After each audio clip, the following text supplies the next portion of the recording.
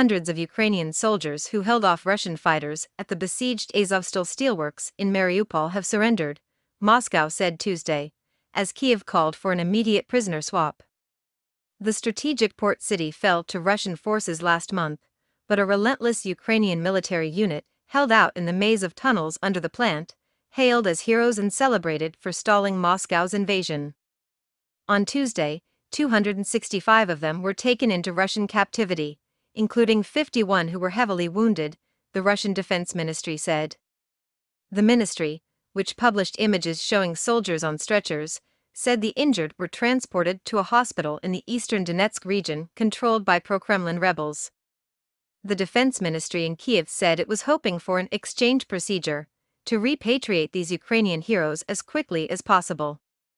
The government would do everything necessary to rescue the undisclosed number of personnel still holed up in the Soviet-era bunkers, the ministry said, but admitted there was no military option available. The fate of the captured Ukrainians was unclear Tuesday, with Kremlin spokesman Dmitry Peskov refusing to say whether they would be treated as criminals or prisoners of war.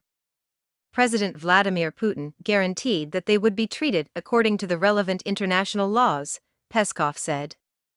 Trust between the two sides is in short supply, with Kyiv saying negotiations on ending the 3-month conflict were on hold, blaming Moscow for a refusal to compromise. Russian forces stand accused of committing war crimes during a conflict that has left thousands dead and forced millions to flee their homes.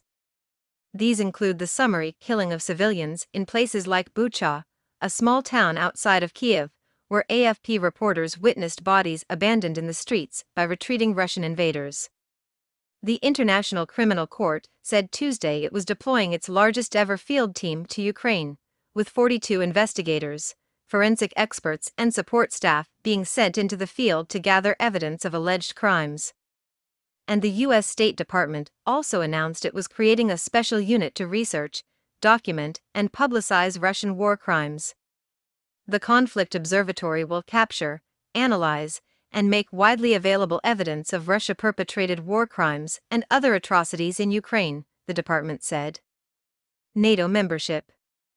Moscow's invasion has galvanized a broad coalition of Western nations, with Europe and the United States supplying weapons and support to Ukraine, but it has also sparked fears among countries on Russia's periphery about where Putin will set his sights next.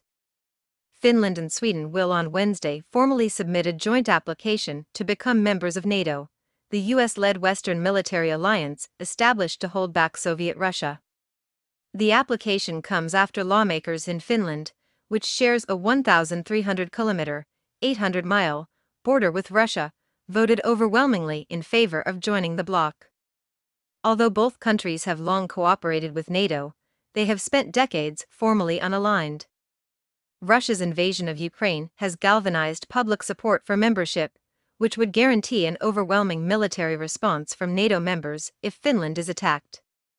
The two bids must be unanimously approved by the alliance's 30 nations, but Turkish President Recep Tayyip Erdogan has objected, accusing the Nordic nations of harboring terror groups sympathetic to Kurdish separatists.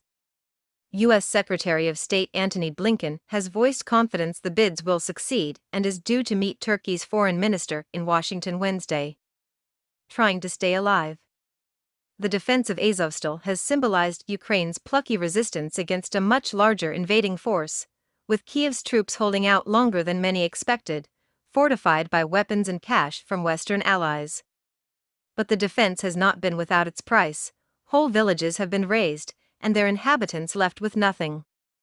In Ruska Lozova, just north of Kharkiv, Rostislav Stepanenko told AFP how he had gone back to collect some belongings, but returned empty-handed and stunned by the incessant artillery fire.